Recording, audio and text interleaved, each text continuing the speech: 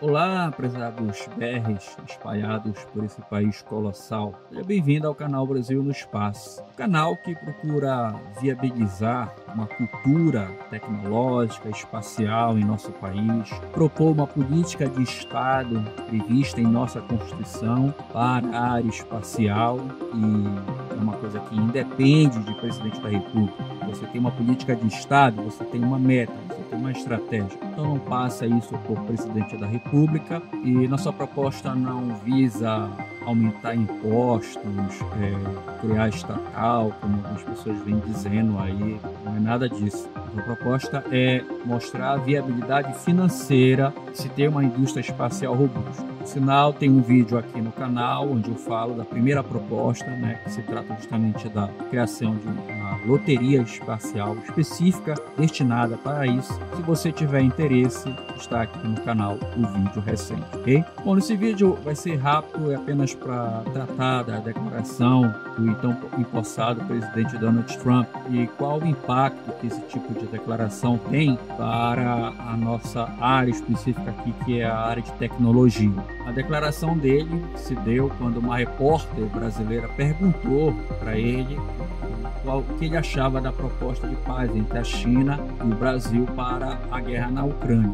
Ele respondeu ali, ele primeiramente perguntou para ela se ela era brasileira, ela disse que sim. Aí ele já disse que ele desconhecia essa proposta, que ele nunca ouviu falar e que os Estados Unidos não precisavam do Brasil e nem da América Latina para nada. Ou seja, uma resposta bem arrogante do ponto de vista, ainda por cima, de você estar numa posição pública de chefe de Estado. Só para isso aí dá para a gente uma baliza, do que seria, como seríamos tratados se nós fôssemos aí virássemos uma colônia americana, como hoje é Porto Rico, como é as Filipinas, ou seja, cidadãos de segunda classe, numa eventual, claro, fictícia invasão americana no Brasil.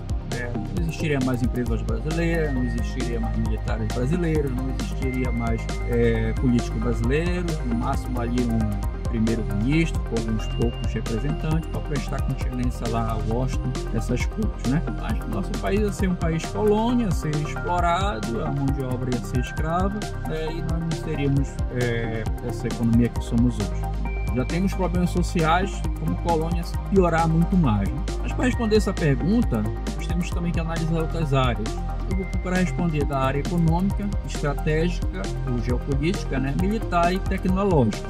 Economicamente, os Estados Unidos sempre teve relações comerciais significativas com o Brasil e com outros países da América Latina. Então, a gente importa para eles commodities, a gente exporta também aviões, exportamos também peças para carros, exportamos sim produtos além de commodities. E também importamos deles também muitos produtos. Por sinal, a balança comercial é favorável para eles, eles vendem mais para a gente do que nós para eles. No entanto, a crescente presença econômica de outras potências, como a China, vem alterando essas dinâmicas comerciais, tanto é que a China já é o nosso primeiro parceiro comercial.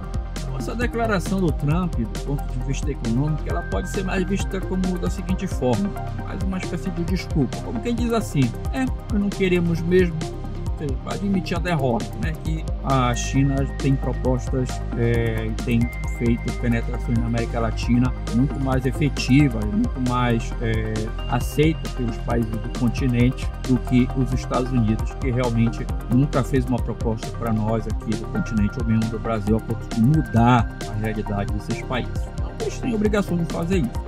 A gente busca parceria, é parceria e não subordinação, Agora, do ponto de vista geoestratégico, a América Latina sempre foi considerada como um quintal para os Estados Unidos, Ou seja, não mexam o nosso quintal, vamos deixar essa região aí para nossa reserva para qualquer coisa.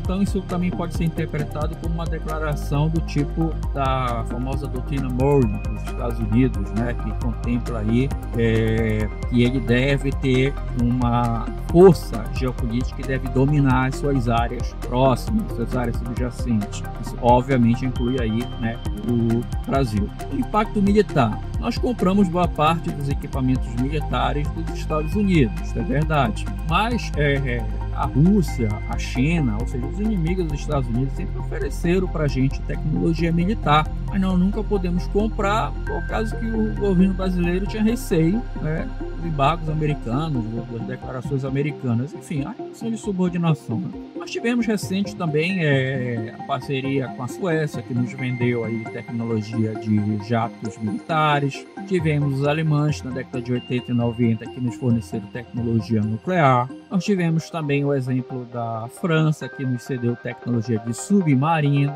É claro que esses países estão lucrando também bilhões e bilhões de dólares, né? Isso não é dado, isso é parceria mesmo. Você que está comprando e eles estão repassando para você. E do ponto de vista ainda militar, algumas pessoas dizem, mas bastava eles enviar um porta-aviões aqui que já tomariam conta do Brasil e tudo mais. Embora eu não seja um estrategista militar, mas basta você observar o histórico, onde os Estados Unidos tentou aí invadir países como o Iraque, o Afeganistão, o próprio Vietnã, né? E eles tiveram baixas gigantescas, baixas, né, de soldados americanos aí muito acima do patamar do que eles imaginavam. E em muitas delas eles até perderam, como foi o caso do Vietnã. Mesmo que o Vietnã tenha passado aí, digamos assim, uma rasteira neles, mas a Vietnã acabou, né, se tornando um país independente e virou, né, um país alinhado ali, então, com a União Soviética, e foi em frente. Então, invadir um país do tamanho do Brasil não é algo fácil para ninguém. Um país gigantesco. A própria selva amazônica já abateria aí centenas de militares americanos. Isso também poderia ter um desgaste enorme na sociedade americana, porque os militares americanos estariam até o talo aqui tentando controlar o Brasil, né? E o Brasil estaria obviamente resistindo, trazendo o militar americano para dentro do solo, né, brasileiro, para dentro do solo brasileiro. Então, como eu falei, isso não é tão fácil não.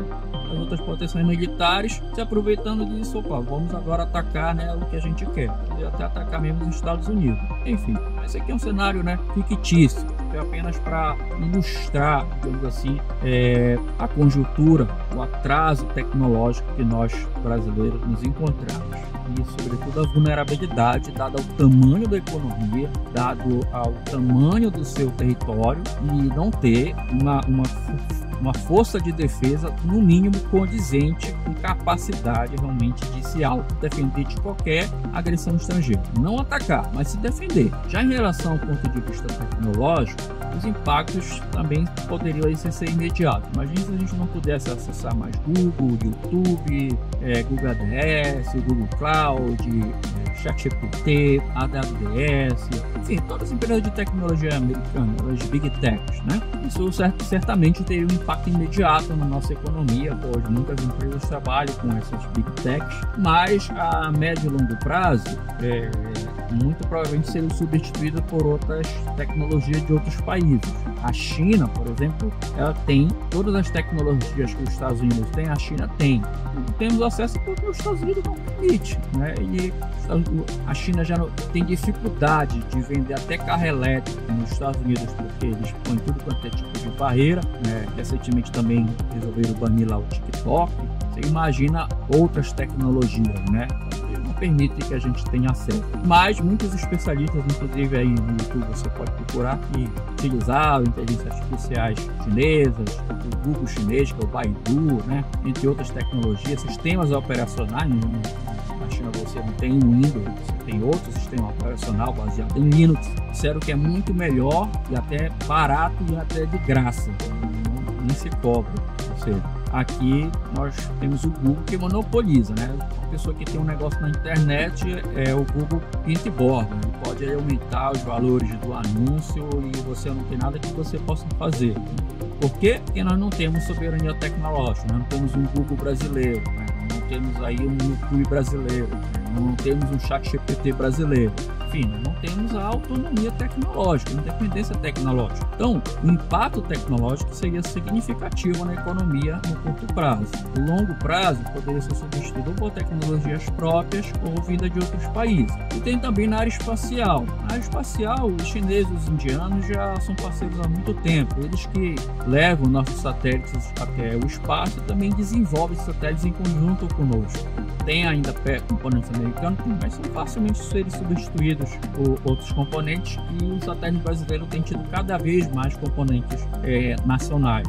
Do ponto de vista espacial, não mudaria muita coisa para a gente, não. Aí você pode estar pensando, mas tem a Starlink, né? Aí teve aquele embate com o governo brasileiro, aí o governo brasileiro se apressou e assinou aí um acordo, um memorando de entendimento já com uma empresa chinesa, que vai ser concorrente da Starlink, um satélite de baixa órbita, para estar nos fornecendo internet por todo o país. A verdade é que essas empresas, essas Big Techs, no caso do Starlink ou a empresa chinesa, na verdade são espiões. O que eles estão fazendo é coletando dados, né, do governo brasileiro, escutando, monitorando a nossa tecnologia, monitorando cada cidadão brasileiro. Hoje as tecnologias de Big Data conseguem analisar cada um de nós, saber onde a gente está, o que a gente está fazendo, o que a gente está falando e tudo mais. Enfim, é isso que está ocorrendo no fundo, né? Então, reforça aqui mais ainda a questão da independência tecnológica.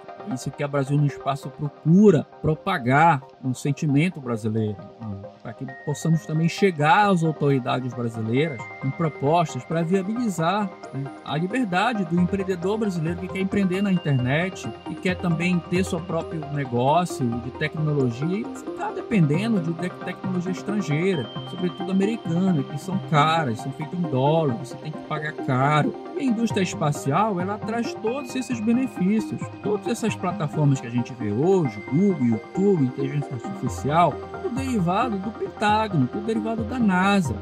Depois que terminou a Guerra Fria com a União Soviética, que essas empresas começaram a surgir, ou seja, o governo americano começou a ceder tecnologia para que virassem as empresas que são hoje. Então a mesma coisa ocorre aqui no nosso país. Pessoas aí que estão criticando a nova empresa Alada, né, que foi criada, mas eu já fiz vídeos aqui. A empresa Alada, ela é uma estatal na semelhança da Embraer. Futuramente ela será privatizada e vai ficar apenas o governo como parte dono dela, ou seja, parte estratégica, a gente chama, né, ainda está hoje sob a gestão da Força Aérea Brasileira e vai continuar, e outra parte será completamente privatizada, ou seja, ela vai concorrer com a Starlink, ela vai concorrer com essas Big Tech de tecnologia.